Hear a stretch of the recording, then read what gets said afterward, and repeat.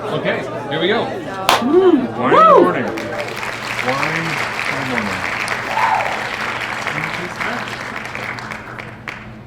Between 8 and 10 in the morning. Is that what they say? Yep. That's not when I taste the best. Welcome everybody to episode 58. Are we at 58? Yeah, we are at 58 of the Barriques Coffee, Wine, and Treat Show. It keeps getting weirder. We moved to the basement last time. We're taping. We dressed exactly the same this morning. Actually, we're twinning. I literally just pulled this off the shelf 2 minutes ago. I was thinking to get new shirts. I was going to say, it actually looks like a new shirt almost. It's almost. I try to save it. I try to save 2 shirts just to make sure that they don't get completely destroyed. All right. Anyway. Cafe life, you know. Yeah, moved to the basement, and we are doing this bright and early in the morning. It's going to be interesting to drink wine. Finn says that the best time to taste wine is between 8 and 10 at night, or 8 and 10 in the morning. Yeah. To truly taste, we'll see. To taste. It's best to drink between 8 and 10 at night. There you go. So we've got a fun bunch of things to talk about today.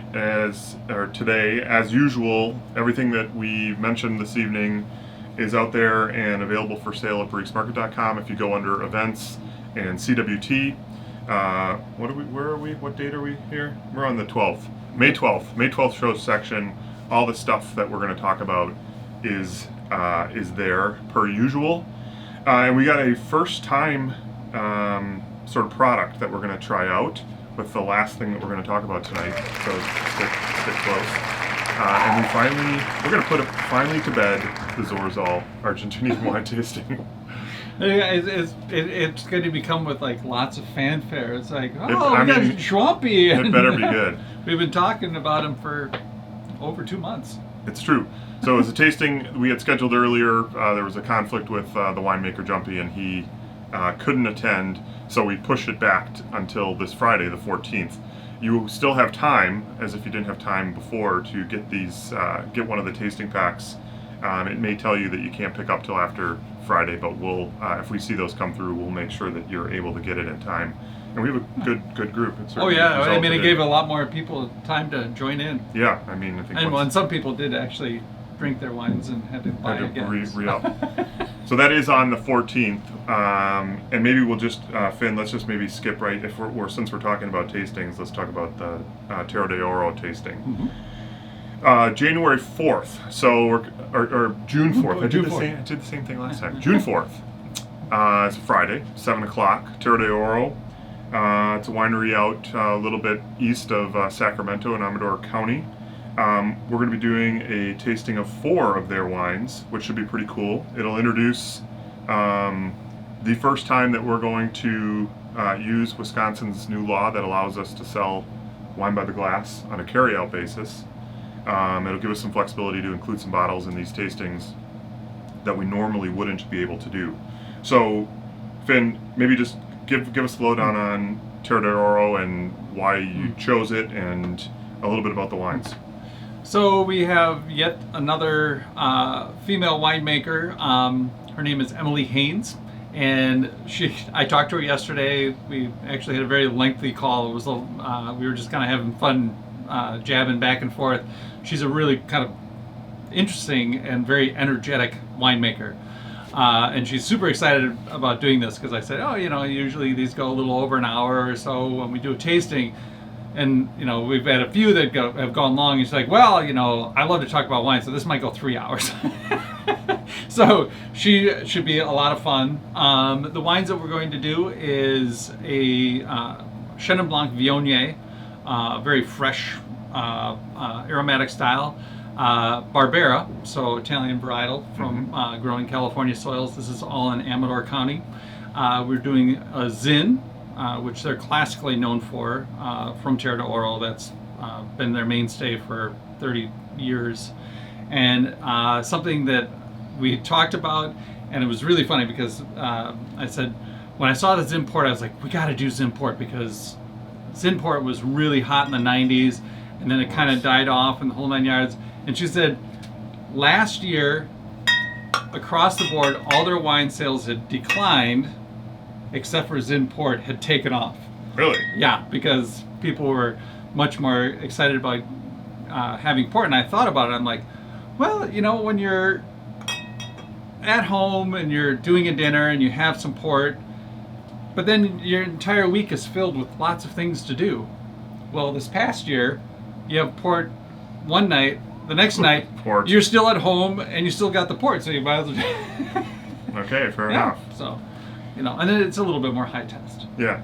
So the way we've grouped these things, we've got the Barbera and the Chenin Blanc Viognier as one grouping, and then you can add on the additional bottles, including the Zinfandel as the third, and then we're taking the port and we're breaking it up into smaller individual servings. It's not a super inexpensive bottle, but it just allows us to get all 4 items, if you want them, right at about that $50 price point, which is a pretty nice discount if you were to buy these things straight up, and would be a lot more if we were giving you the whole bottle of port. Yeah, and I'm sure Emily will talk about this. She's been doing an experiment with her port to see how long it will last once it's opened. And just as a spoiler alert, she's been testing a bottle for over a year. Really? Just to see how it changes. How it changes? She does it at the same time every month. Really? Yeah. Interesting. So she has some good information about, the evolution and what happens over time. Cool. So $31.98, $31 and change is what that initial 2-pack will cost, and then you can add the other 2 bottles, which we would recommend. It's always fun to get the full complement of bottles. We'll talk about all 4 of them, but you certainly are welcome just to purchase the 2, and we'll get on Zoom for, like Finn said, hour to not 3 hours, hour and a half with the winemaker, and these are a great experience, a great way to learn about wine, and a lot of fun. They've been one of the silver linings of this whole pandemic thing. And hopefully, it'll be June, and hopefully it'll be beautiful out, and we'll all be sitting on our patios doing this. I know. Well, I still won't ever forget the tasting that we did where we had people on a sailboat. Oh, yeah, actively sailing. Yes, actively sailing. I forgot about that. Yeah, that was good stuff. Yeah. So the tastings you can find on the May 12th CWT page. You can also find it in the events and the tasting section. It lists all the events that we've done and that we have coming up. We've got a bunch more planned in June, including getting the sort of details worked out on Margarita Madness, which is going to take place towards right at the weekend before the 4th of July. Yeah, so lots of preparation for Margarita Madness. Was that July? It must be July 2nd? July 2nd. Yeah, yep. July 2nd. Cool. Okay, so let's, it's 8:15 in the morning. Let's drink some wines. The Peter Piper picked a pack of pickled peppers, Sauvignon Blanc. Pier Paolo Pecorari Sauvignon Blanc. We've done the Pinot Grigio in the past. And this wine from Italy tastes like, or smells like breakfast. I can just, imagine it's sort of, there's a lot of citrus in this bad boy, so I'm getting my dose of it's kind of like a Ethiopian Yirgacheffe in the morning, citrusy style of coffee. Except it's the downer side. So we do an email special every week that we send out to a big group of our email supporters, which you can also get signed up for. It's at the bottom of every page of our website. You just throw your name in there, and you'll get these witty emails. And they always include a wine that we're particularly hot on, including something like this Sauv Blanc, and typically at a pretty good deal. So at the $16.99 regular retail price, this is a great bottle of wine. It just sits a little bit above the wall 100, but our deal pricing this week is $12.99, which is like a smoking deal. Yeah, the Pier Paolo Pecorari winery is north of Venice, in the Friuli Collio region, right along that Slovenian border, and it's really famous for these sandy, stony soils. And out of all of Italy, this particular area is known for their white wines and how amazing they are. The only other would be Alto Adige, and Sauvignon Blanc is the forerunner for this area. There's some very hefty, pricey style of Sauvignon Blancs, but this one is definitely much more affordable, but it really shows that minerality and that core quality of what the Friuli is like. What is the mountain range in the background of like a lot of the pictures of the winery? Is it that would be the Dolomites? The Dolomites? Yeah. Okay. They get a fair amount of snow, There were lots of pictures of snow in the vineyards and stuff like that. And I love this wine because it isn't roof scraping acidity. No, and it's not like uber grassy, and it's, it really hits that nice sweet spot and weight and yeah. And yeah, it has good weight in the palate. It's not too thin. It tastes like something, and probably just because it's super well balanced. Yeah. I mean, totally. So sometimes those Chilean Sauvignon Blancs can be just like uber racy. Yeah. High acid, where these are not that way. Yeah, it's good. Have you been to this place? I've not this particular winery, a different producer in that area. Okay. Marco Ferluga. Yeah. Well, it looks like a beautiful area. Definitely a place that I would like to go visit at some point. Great food. Yeah. It's great food. So the Pecorari Sauvignon Blanc is out there and available for sale at barriquesmarket.com under the CWT May 12th show section. $16.99 is the regular pricing. $12.99 is what the deal pricing is for the next week or so. And I wasn't sure availability-wise. Is it everywhere or is it just in the big stores? Just the big threes for today, and then see what happens. Yes, and we'll send it to the other stores by Friday. Okay, cool. So that is the Pecorari Sauvignon Blanc. Maybe we should talk a little bit about coffee. Let's switch it up a little bit. Okay. All right. It's actually, wine in the morning this early is not bad. I know, like I say, you're very... My taster is pretty unadulterated at this point. It's good stuff. Okay, so we went, I think we have skipped, like in all this time, in 58 episodes, we have not featured Full Bore. Yeah. And it's a mainstay. It is a mainstay. It's one of these coffees that is always surprising to us. It's a popular wholesale coffee with our wholesale customers, like sort of surprisingly. We sell it to some wholesale customers that you wouldn't think would want to pair up their cuisine with Full Bore. It's just one of these things that has been always super popular. Mm-hmm. Dark roasted coffee, it says very full on the bag, which I would definitely agree it is. Give us the lowdown on kind of the roasting process and stuff like that with this. Well, Full Bore, comparatively to some of the other ones that we've talked in the past, where North Beach or Smoke Jumper and stuff like that, where there's this like uber kind of smoky component to it. Full Bore is a full roasted coffee, but it's minus that smoky quality to it. Mm-hmm. So it's that same richness and thickness of those type of coffees, but this one is more round and doesn't have that upfront smoky quality to it. Yeah, it has everything you kind of want in a dark roasted coffee, just without the smoky character. Yeah. I mean, that's kind of what the spiel is with this. Yeah, it's a good dark cup of coffee. It is. It's one of the. I'm not a huge dark roast coffee fan, but I will opt for this oftentimes when I see this. This is one of our original blends. It is. Yeah, way back when we were. Man, no kidding. Next door in the basement, sampling coffee. That's right. 2000. trying to figure out what we were gonna do. Yeah, 2011, 10 years ago. Was that 10 years ago? Yeah, that was 10 years ago. Yeah, pretty crazy. In fact, right around now, 10 years ago, is when it was.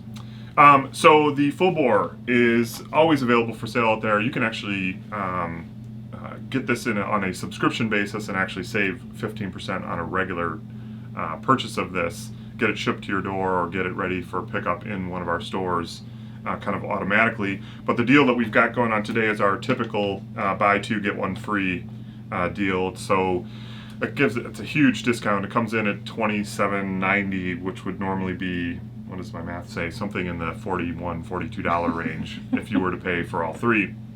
So it's buy two, get one free.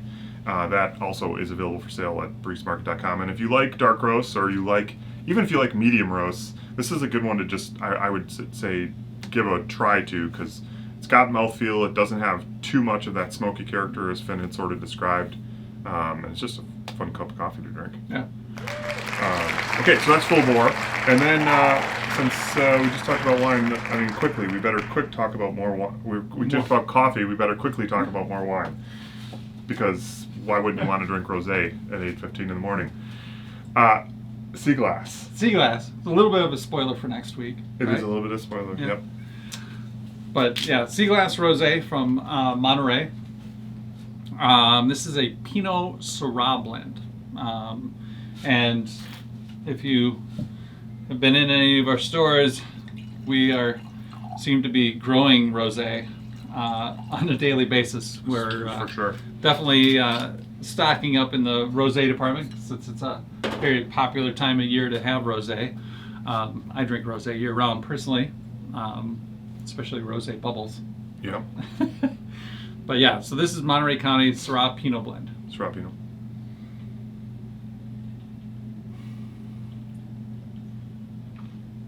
Has that fleshy floral kind of note to it. If we were picking, I would have done this wine first before the Pecorari Sauvignon Blanc. It doesn't quite have that acidic snap to it. It's juicy. It is very juicy. Almost comes out of your mouth, juicy. We normally don't do 2 wine features, but we figured we would tease next week's show where it's going to be all rosé. As Finn said, we have a lot of rosé in the stores. We have a lot of rosé still coming.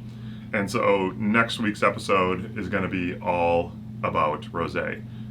Partially because it's such an interesting wine. You've got everything from... We're going to try different styles. We got Portugal, we got Spain, Italy, France, California, South America. Yeah. Yeah. So juicy, acidic, full, light, minerally, runs the gamut. Is there any sparkling in there? Well, we do have a sparkling rosé. Yeah, that's true. We have a couple of sparkling. Couple of them. Yeah.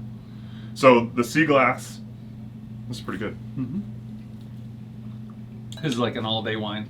Yeah, it really is. Super simple to drink. Yeah. And very simple to buy because it's only $10 a bottle. Is what I just shaved a little bit of little buck or so off the pricing. Typically $10.99. This guy is going to go out at $9.99, so a buck off the regular pricing. I mean, you could easily buy a case of this for $120 or whatever, and you'll be done with it by the middle of June. If that. But and it's a twist top, so picnic, user-friendly, outdoor. 100%. Yeah, it's good. Good little bottle of wine. Did we have this last year? I think we had a small amount. I bought a lot more this year. Didn't we have their Pinot?